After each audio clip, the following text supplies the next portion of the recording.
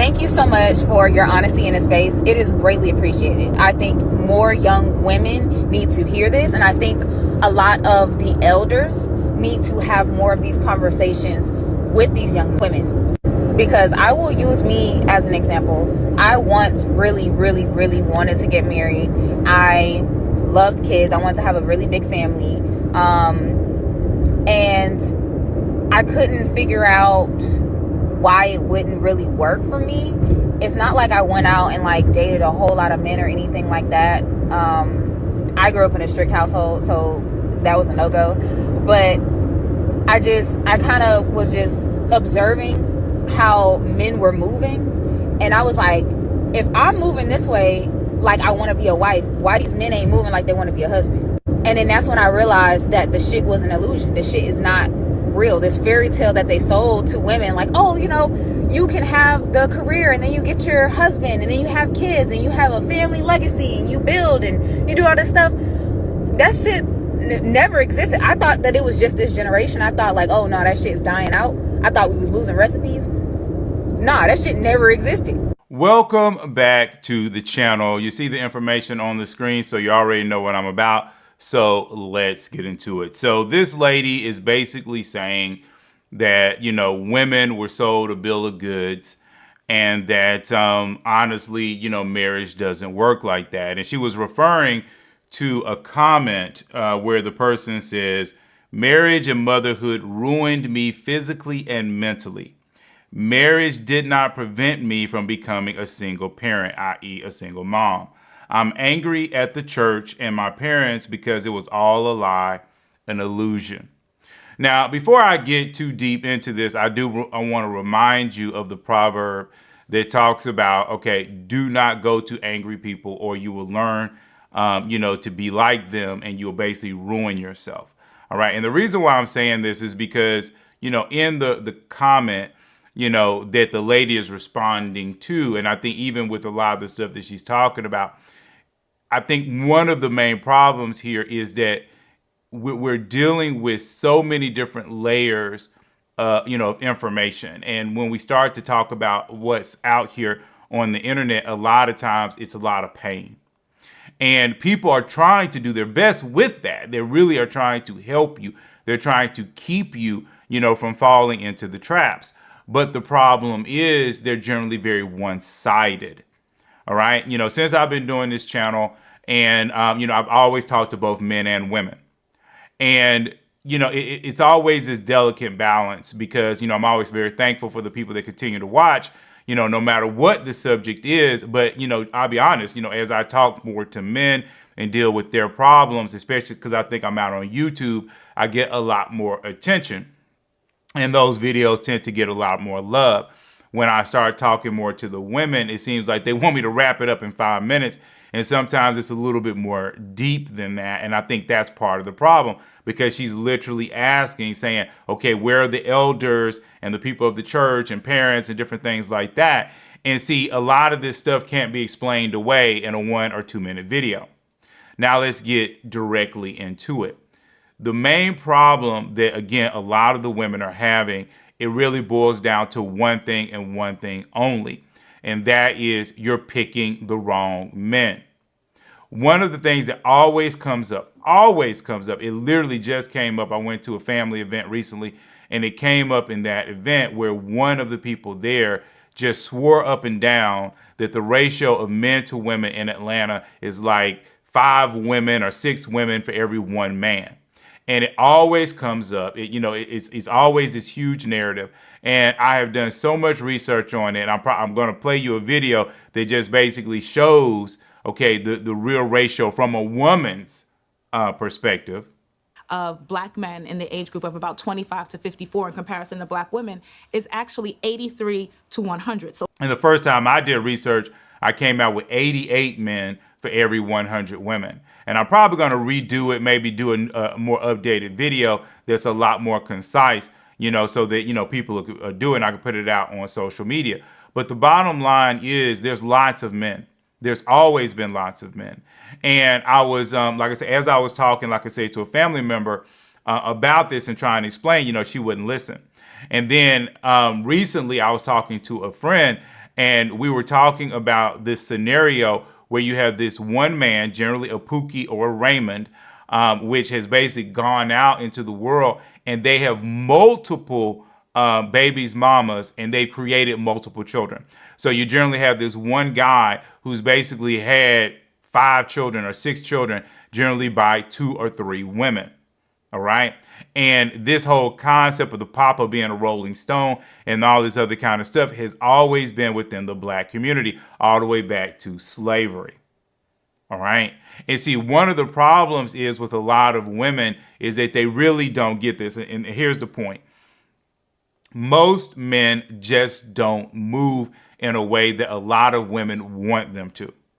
And so, like, for me, I've been doing a lot of videos recently trying to encourage men to move more in a way that women want those men to move. I've talked about male sexual nature. I've talked about female sexual nature. I've talked about a lot of little details trying to get men to up their confidence and their experience when it comes to women. And I am going to continue in that move, because the real problem is that the men that are qualified to be husbands, the men that really want to be husbands, they generally are not that aggressive when it comes to the dating pool. But women are opportunists just like men are opportunists. And so what happens is, if a woman is going around and she on average gets talked to by maybe 2 guys a week, then sooner or later she's going to pick one of those guys in order to date. And as we understand about women is, as soon as a man gets a little bit under a woman's skin, she gives him full access to her. So what ends up happening is women actually position themselves many times in ways to fail, because they literally will align themselves with bad men, knowing that those men are bad, just simply because they want to date or because they just don't want to be alone. And so what happens is, now the sins of all those bad men end up on top of that woman. And then by the time she comes out of it, she's very frustrated at the world. You do have men that are boyfriend quality, but they still will marry you. And there's a lot of different reasons for that. I don't have time to go into that in this particular video, but there's lots of reasons for that. But one of the main problems is that, again, a man that will marry you, okay, and he's a boyfriend, one day he is going to leave you. And a lot of times when I run into women who have married somebody and then they basically had 1 or 2 or 3 children with him, and then he ends up getting divorced, usually because he has some kind of midlife crisis. Okay, by the time the kids are like 7 and 8, he's having some kind of midlife crisis because you really wanted the woman that he wanted to marry. He didn't have the money that he wanted or some other type of thing like that. And now he's out the door, right? And he never really had that discipline within himself in order to be a husband. But women still chose him. They still said, it's okay for me to date you, even though I saw all these red flags. It's okay for me to marry you, even though I saw even more red flags. And like I said, I look at my own divorce as well. I don't beat my ex-wife up. I don't say that she's a bad person. Okay, but I also look at it like, okay, there were definitely things that I did not really pay attention to. I saw them, but I did not pay attention to them. And I thought that, okay, one day she's going to kind of change out of this. One day she's going to be able to maneuver, around this. And I saw it at the very beginning when we first started to date. And she never did. That was really who she was. I mean, the person that you date is the person that you marry. And see, one of the problems is, like I said, you have really great men. And again, this is my, slight to men, is that these men are not going after the women. Recently, I went to, like I said, a singles event, and there were a decent amount of men there. I mean, the women wanted more, but there were a decent amount of men there. But less than half of the men that were there were actually engaging with the women. The other, like I said, more than half, probably closer to 60% of the men were literally along the walls or just sitting at tables by themselves. And I mean, you're talking about men that sat at a table by themselves for 3 hours. 3 hours of time. In fact, some of them were even, because the whole event was 4 hours, and some of them were by themselves the whole time. Meanwhile, I'm going from woman to woman to woman, talking to, the average time I was talking to a woman was probably about 20 minutes. All right. And so for me, I'm moving around, I'm doing stuff, but I'll admit, 3 years ago, I don't know if I would have been that person. But yet I was married. I feel like I have a lot of husband energy. I feel like I really want to be there for a woman and help her raise kids and stuff like that. But it took time for that. It took me time to understand that I had to work that skill, that I had to become better at it. Because for the men involved, it's not so much about confidence as it is about experience. You just have to do it, and you have to do it a lot, because the more you do it, the more confident you become in it, and then you just get a lot more comfortable, and it becomes more reactionary. Unfortunately for the ladies, men that have learned this at a young age, many times they can't stop it. It is like an addiction. They love the attention they can get from women. And so now, again, for the ladies, pay attention to the words I'm saying, is that a lot of these men that are very confident, they're very smooth, and you like that confidence. You like how he came up to you. You like how he talked to you. You liked how that felt. You were flirting. You were excited. You were smiling the whole time. And that energy is the same energy that will cheat on you. And see, that's really where the problem is. Because we have this disconnect in what women want and what men want. See, both sides want to be appreciated and loved for who they are. And they want somebody to be with them, throughout their lifetime. But the problem is, really good men are lacking in the social confidence that it takes to actually go up to women and talk to them. They're not standing in their full level of sexuality, which does not mean sex. It does not mean they have to have sex, but they're not walking in that bravado that the women really are attracted to.